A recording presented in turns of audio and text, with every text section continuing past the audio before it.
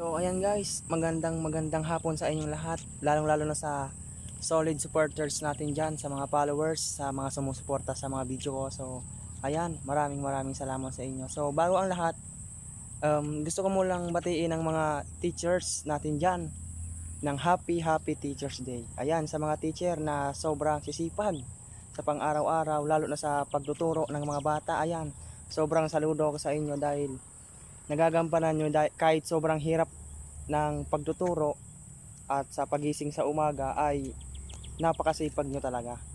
Dahil walang sawa kayong nagtuturo sa mga bata para matuto lang. So ayan guys, shout out lang natin ang mga teachers na sobrang sisipag at napakabait.